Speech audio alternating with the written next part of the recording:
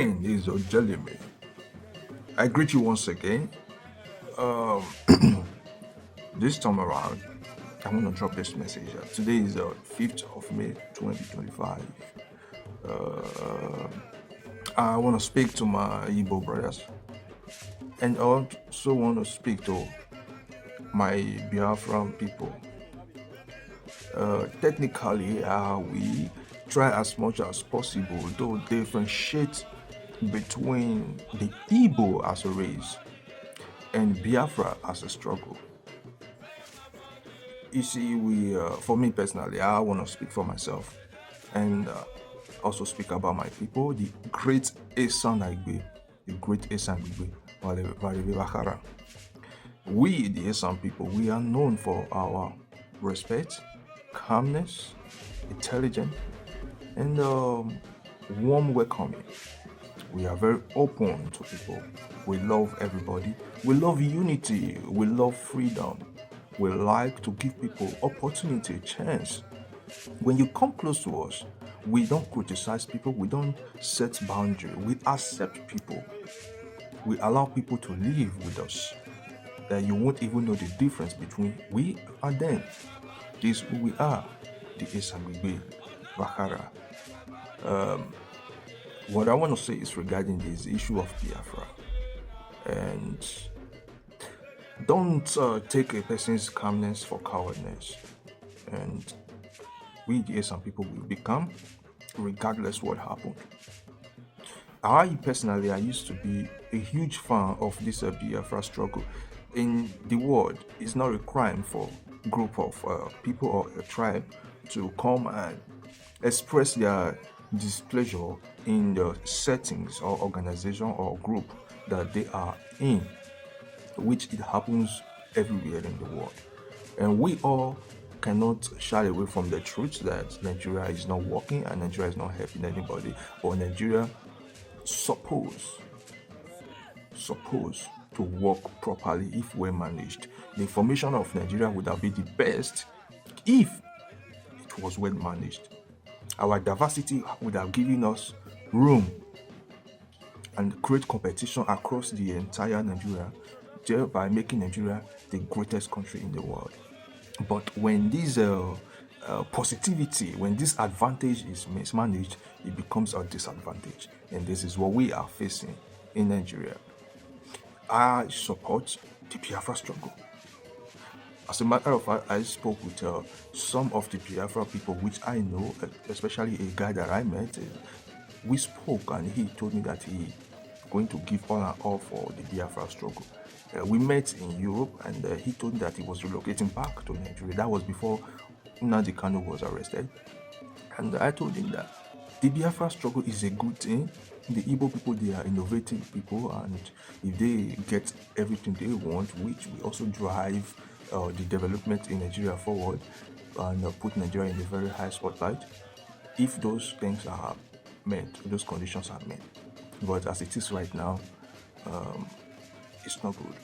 And I told him, but the way Nnamdi Kanu is going about it in the wrong way, which I proposed then to this guy that going to Nigeria is not a problem. The thing is, let a good formation be set. And there is no one who can split Nigeria from outside of the system of Nigeria, these people that run the system. I'm talking about the political setup. The best way any sane person should, or the best idea any sane person should pursue through agitation or whatever, is regional system of government. By so doing, every region can take care of their region and do whatever you deem fit will help you develop your region properly. That is what everybody should fight over. And even Showore at the time, Showore had to visit Nnamdi Kanu and propose ideas that both of them should merge and take, since Showore is so much popular in the West, Showore will bring his people from the West. Nnamdi Kanu is very popular in the East and even the South.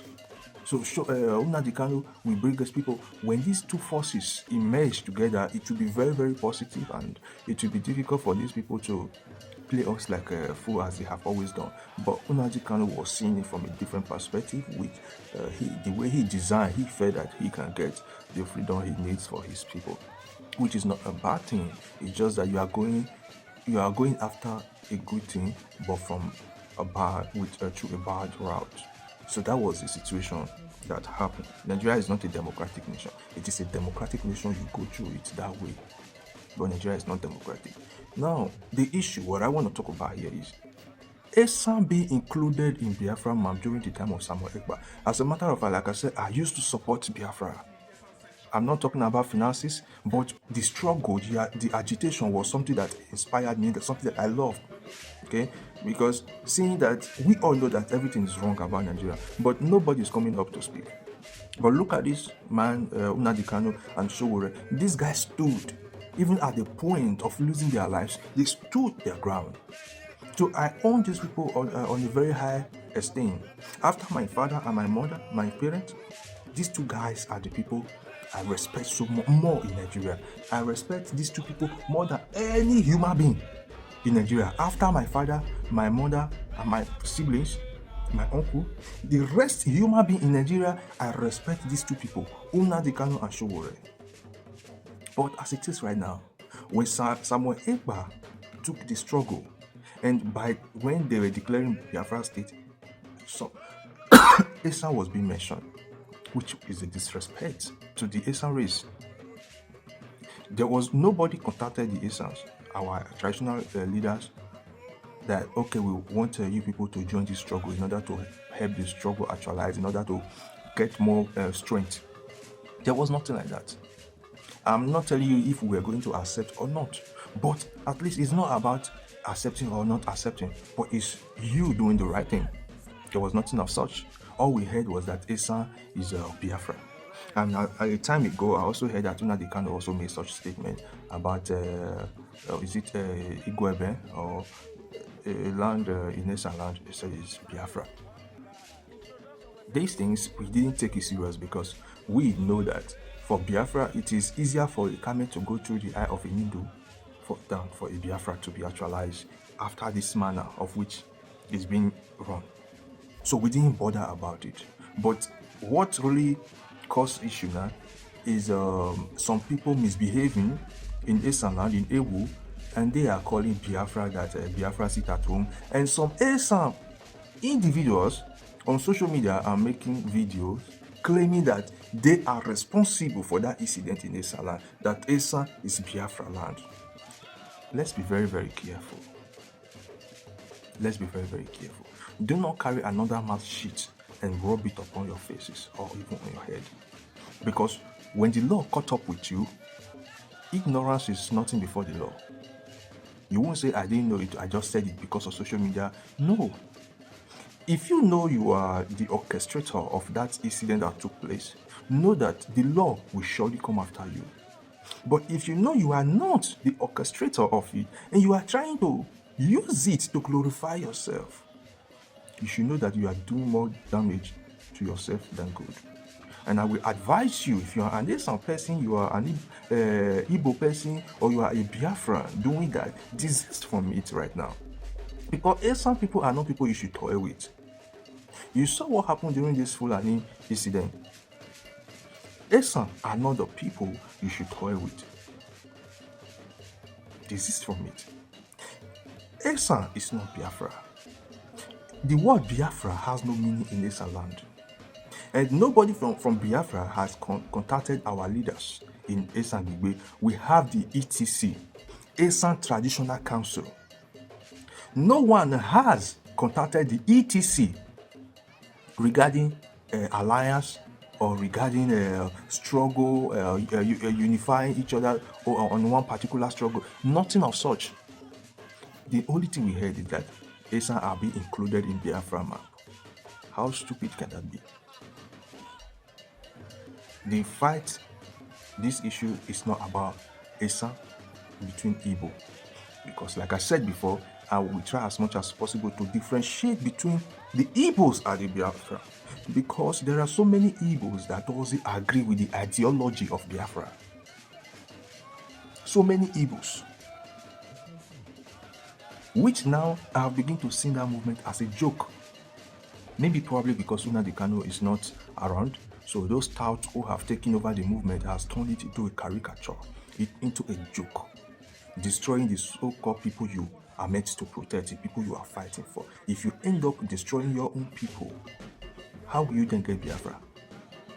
So this is why I said there is difference between Biafra and the Igbos. Because the Biafrans, the people who claim to be the Biafrans, they are destroying the Igbos. You are asking the Igbos to sit at home. The Biafrans are not telling the Biafrans to sit at home. The Biafrans are telling the Igbos to sit at home. Because it is the Biafrans that fight the fight. It is the Igbos that are doing their business. So it is now the word of the Biafrans against the word of the Igbos. So Esan can never get involved with such madness. We can't get involved with it. So Esan don't need alliance with Biafra, because Esan is not fighting against the federal government. The Biafra is fighting against the federal government. Esan has no issue with the federal government. Esan is not fighting for a country. There are two things. Fighting to become a state is different from becoming a country.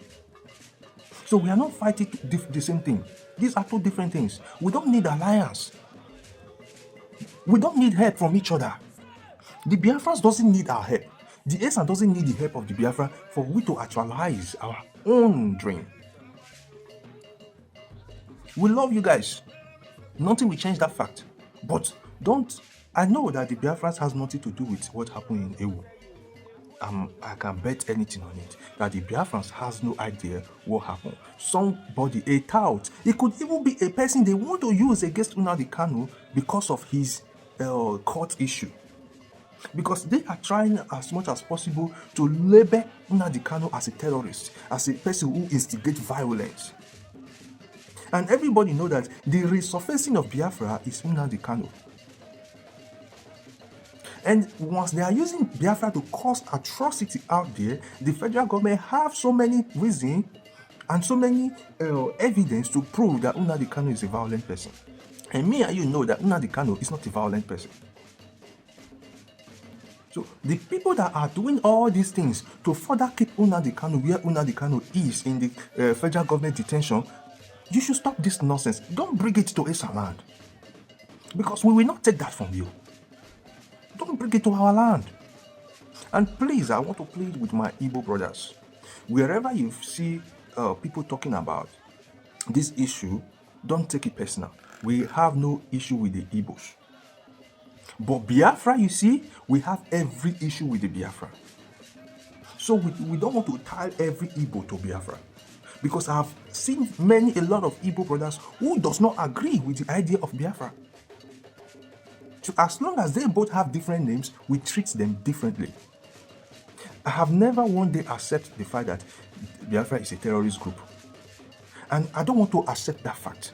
But don't give me reason to accept that fact.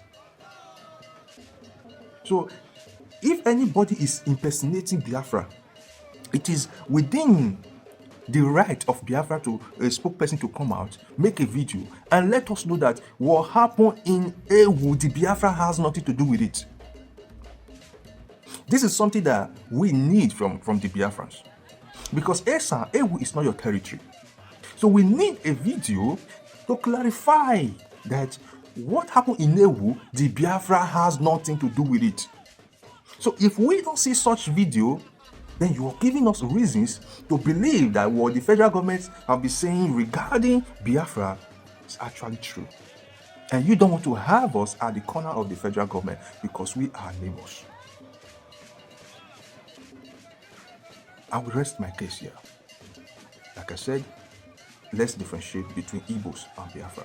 We are dealing with the Biafra, not the Igbos. I rest my case for now. Thank you very much. I remain the Ojelime.